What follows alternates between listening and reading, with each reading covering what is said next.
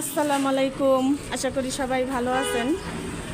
আমি আর যাই আসছি সাজনা পাড়তে। ওই যে সাজনা গাছ দেখা যাইতেছে। তা এখন এখানে যে কাজ চলতেছে, পারতে পারবো কিনা জানি না। এটা হাতে নিচ্ছ কেন? এটা দিয়ে পারবে? ওই যে সাজনা, কত সাজনা ধরছে গাছে, কিন্তু এত উঁচা পারবো কিভাবে?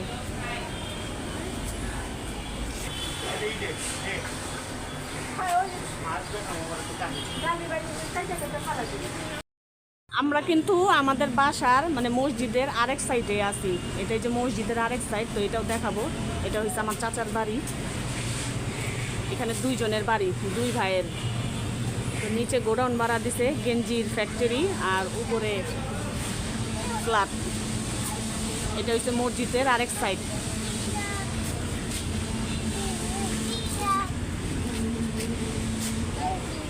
এই বালু দিয়ে কাজ করতেছো? তোমার আম্মু এখানে কাজ করতেছে।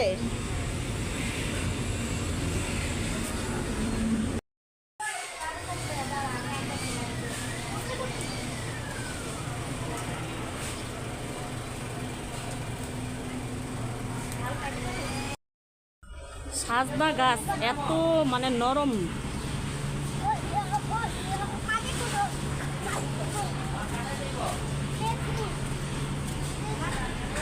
সাজনার ডাল নরম থাকায় আমার ভাইরে নামায় ফেলছে। আমার আম্মা ভয় পাইতেছিল, তার একদম শুকনা দেখা উঠাইছে।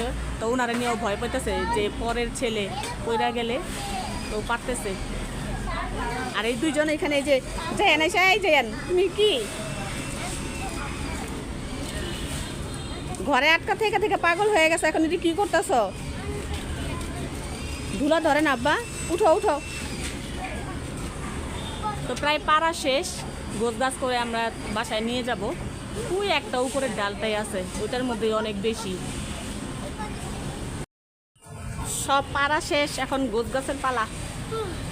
একজন না পারতেই হয়রান হয়ে গেছে একদম।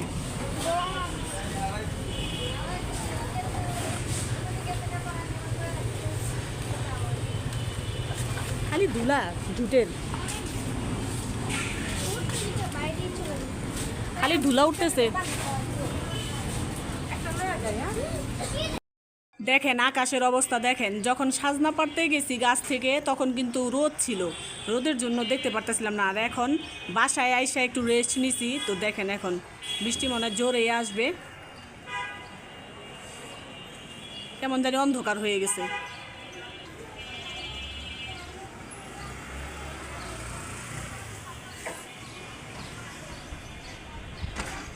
এই সাইডটা দেখেন কি পরিমাণ অন্ধকার করছে।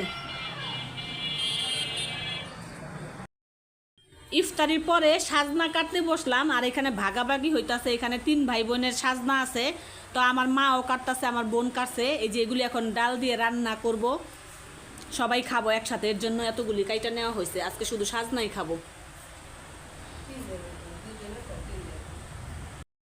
ডালটা হয়ে গেছে। তো এই যে কাইটা রাখা সাজনাগুলি সুন্দর করে ধুয়ে নিছি। এগুলি এখন দিয়ে দিব এর মধ্যে। বেশি করে কাটছি, সবাই মিলে একত্রে খাওয়া হবে।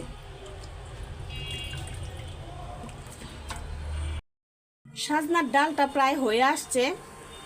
এখানে পেঁয়াজ, রসুন, শুকনা মরিচ, জিরা, পাঁচফোড়ন, তারপরে কালো জিরা, এগুলি একটু ব্রেস্তা করে রাখছি। তো এটা এখন দিয়ে দিব।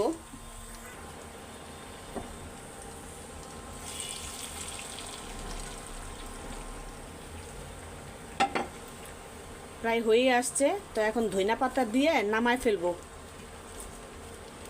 আর একটা বলক দিব। লবণ ঝাল পারফেক্ট। এখানে সাজনার শাক রাখছি। এই শাকগুলি সুন্দর করে এখন ধুবো, আর এখন কুচাবো না। এটা কিন্তু একদম খুব মিহিভাবে কুচাইতে হয়। এই শাকগুলি এখন রান্না করে ফেলবো। তো এই শাক রান্না করতে করতে বিদায় নেই। ভিডিওটা আজকে আর বড় করবো না। সবাই ভালো থাকবেন, সুস্থ থাকবেন। আল্লাহ হাফেজ।